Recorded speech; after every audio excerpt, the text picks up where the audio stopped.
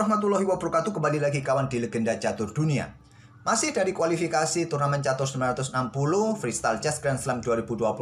Seri pertamanya Wessenhaus, Jerman. Dan Vladimir Fedoshev keluar sebagai pemenang kualifikasi ini kawan, dan berhak mendapatkan tiket untuk menemani Magnus Carlsen di bulan Februari mendatang. Ditunggu juga pemain-pemain yang lain. Nah, satu slot yang tersisa inilah yang akan diisi oleh Vladimir Fedoshev lewat kualifikasi ini kawan.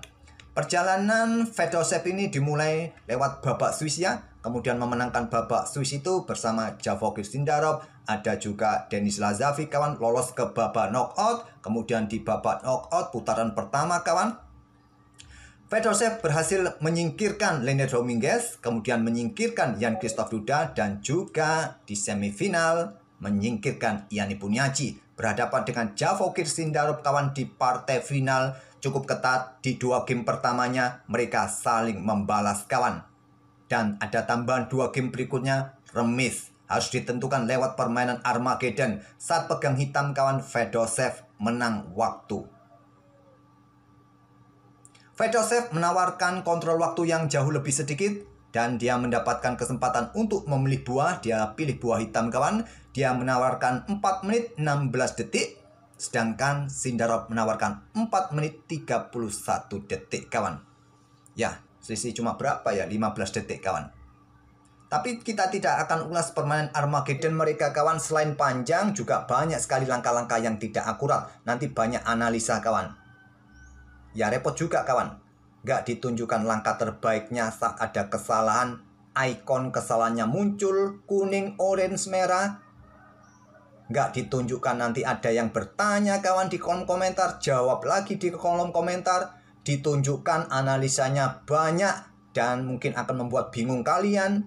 Tidak bisa melihat game permainan aslinya. Repot kawan. Oleh karena itu admin nggak suka mengulas game-game yang banyak kesalahan. 3-4 oke lah, sampai di situ ya masih bisa admin tolerir. Tapi kalau lebih dari 5, admin bingung juga mengulasnya seperti apa enaknya. Jadi nggak perlulah kita ulas permainan Armageddon ini. Tapi saya akan tunjukkan posisi terakhirnya Battle Endgame Menteri melawan Benteng kawan. Di permainan Endgame, menterinya Fedoshev sempat terjebak. Tapi dia ada cara untuk menukarkan menterinya dengan dua bentengnya Javokir Sindarov. Sehingga kita temui di langkah-langkah terakhir ini kawan, battle menteri versus benteng. Kalau dalam kontrol waktu yang normal, putih menang dengan kualitas menteri melawan benteng, masih bisa menciptakan skak emat kawan. Tapi dalam permainan Armageddon dengan kontrol waktu yang mepet, sudah tersisa 2 detik kawan, melangkah Raja F5. Di Armageddon ini tidak ada increment kawan. Kalau waktunya habis, ya habis. Nah, kalau kalian melihat live gamenya, ya mereka bergerak dengan sangat cepat ya, membuat langkah-langkah pre-move. Vladimir Fedoshev masih punya 8 detikan. Ya, Javokir Sindarov kontrol waktunya habis kawan di posisi ini setelah benteng C5 ini. Dan akhirnya Vladimir Fedoshev menang, berhak untuk menemani Magnus Carlsen. Ya, langkah terbaiknya tidak bergerak ke sini ya. Ya, terserah kalian ke F6 kah. Kalau ke sini tadi ya terpaksa benteng C5, remis, hitam pun juga masih menang dalam permainan Armageddon seperti ini.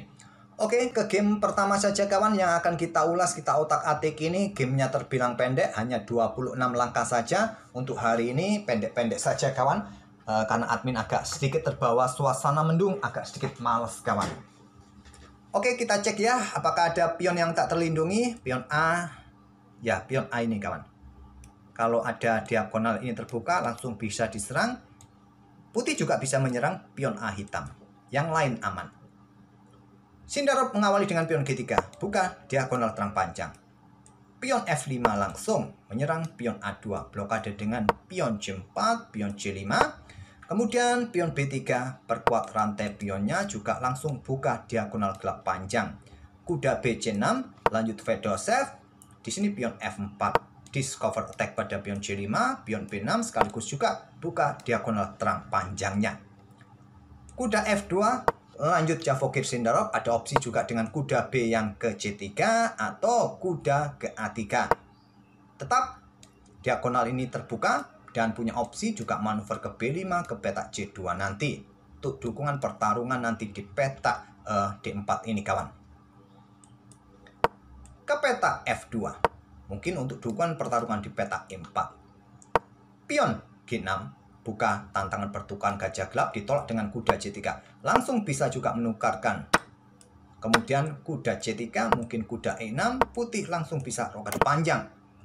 Tapi memilih tahan diri dengan kuda C3, gajah F6, gajah F3, kemudian kuda E6, pion E3, kontrol peta D4 ya, agar kedua kuda hitam ini tidak macam-macam, peta D4.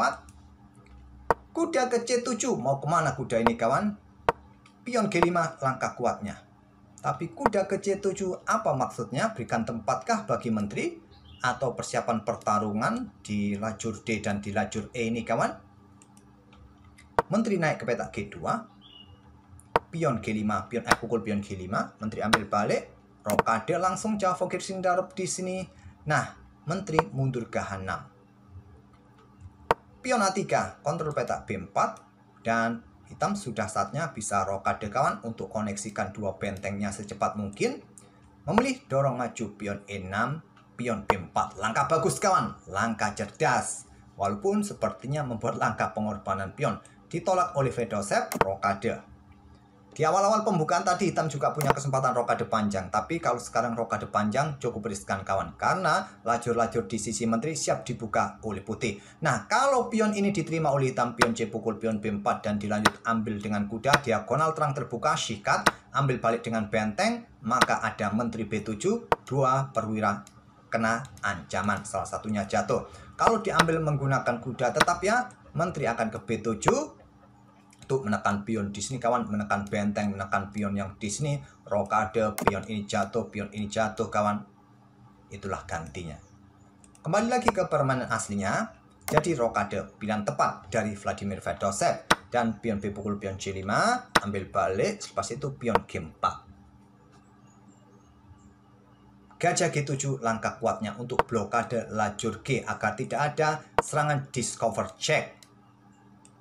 Fedosev memilih raja ke H8, langkah kesalahan. Bagaimana jika tadi langsung diambil kawan? Ambil balik oleh kuda kawan, ancam gajah, ancam menteri. Menteri bergerak ke peta G6, di sini ada gajah E4. Coba lihat, mundur ke peta G7, maka kuda pukul kuda di sini skak, benteng ambil balik. Nah, benteng pukul benteng kawan. Kalian kalah perwira ya. Blokade dengan gajah G7, tapi memilih raja geser menghindari lajur G, memberikan kesempatan Sindarup membuat taktik pengorbanan pion. Garbu gajah, garbu menteri. Ambil dengan gajah, kalau dengan menteri ya diterima langsung pertukaran. Selepas itu kuda ke E4. Kuda C ke E4, discover check. Gajah jatuh kawan. Tapi sama kawan, gajah ambil pion G5. Kemudian kuda B ke E4, skak, discover check. Gajah dalam posisi terancam. Blokade dengan gajah F6. Sebentar, ada motor klasik lewat. Motornya anak tahun 2000-an kawan. Fish Air dari Yamaha. Bukan iklan ya. Kebetulan aja lewat. Blokade dengan gajah F6. Engine menyarankan dengan kuda D4. Nah, setelah kuda ambil gajah di sini kawan, kalian bertukar gajah pukul gajah, ambil balik oleh menteri, menteri ambil kuda G5, dan di sini raja geser ke peta A1, pion E5, pion ambil kuda D4. Tetap ya, putih unggul jumlah perwira karena memang blunder tadi raja ke peta H8. Memilih dengan gajah F6, sikat oleh kuda kawan, dan di sini pion E5 untuk blokade, dan kuda ini kalau ditarik mundur untuk menghindari ancaman benteng, pion D6 akan dilanjutkan oleh hitam kawan.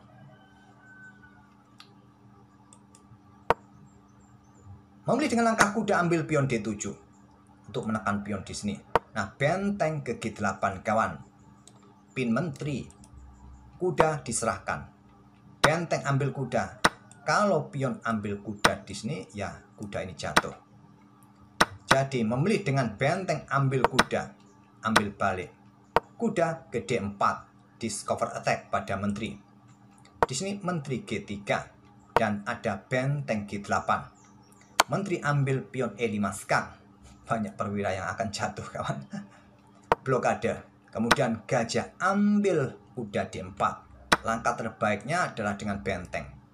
Kalau di sini ada kuda caplok benteng, ya menteri ambil balik kawan. Ada ancaman di sini kawan, coba lihat. Sulit kalian hentikan skakmat itu. Oke, dengan gajah sikat kuda D4, ambil balik, baru benteng caplok pion F5. Ancaman skakmat kawan. Diantisipasi dengan langkah kuda E6, ada benteng CF1. Skakmat tak terhentikan lagi. Oke, sampai di sini tak perlu kita otak-atik lagi. Sudah tidak ada jalan menghentikan langkah skakmat. Silakan kalian lanjutkan sendiri kawan. Apakah korbankan diri gajah ke peta F3, kuda, menteri sekalian? Di sini pun juga ada ancaman ya. Menteri ke peta B8 siap juga menusuknya.